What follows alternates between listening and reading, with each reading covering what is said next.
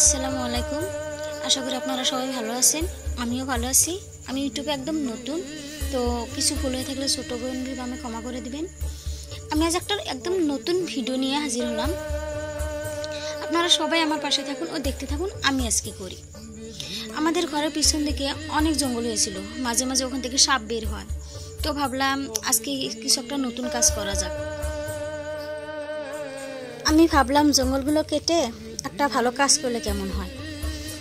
তো দেখতে থাকুন কি হয়। জঙ্গলগুলো কেটে আমি কি করি।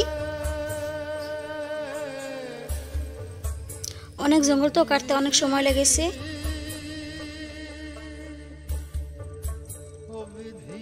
এখানে দেখতে পাচ্ছেন কিছু পানের গাছ। তো এই গাছগুলো আজ থেকে 3 মাস আগে আমার আব্বু লাগিয়েছিল এইভাবে। এখানে থাকলে গাছগুলো সম্ভবত মরে যাওয়ার সম্ভাবনা বেশি, তাই ভাবলাম বসে থেকে কি লাভ, কাজ না হয় এই গাছগুলোর জন্য একটু কষ্ট করি।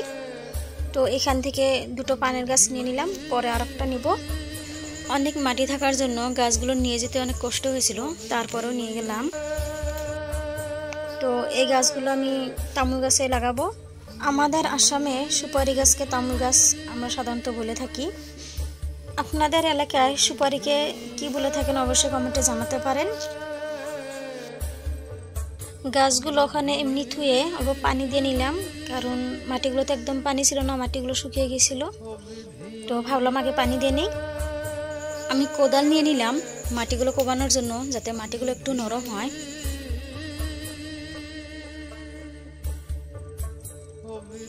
এখানে একটু নরম মাটি ছিল, তো মাটিটুকু আমি নিয়ে নিলাম।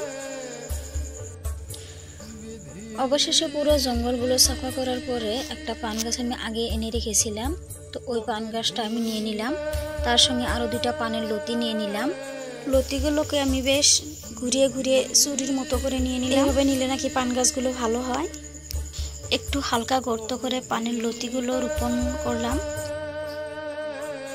সর্বশেষে পানের ডোগাগুলো একটা রশি নিয়ে আমি তামুল গাছের সাথে বেঁধে দিলাম, যাতে পান গাছগুলো উঠে যেতে খুব সুবিধা হয়। ধন্যবাদ আপনাকে মনোযোগ সহকারে ভিডিওটি দেখার জন্য।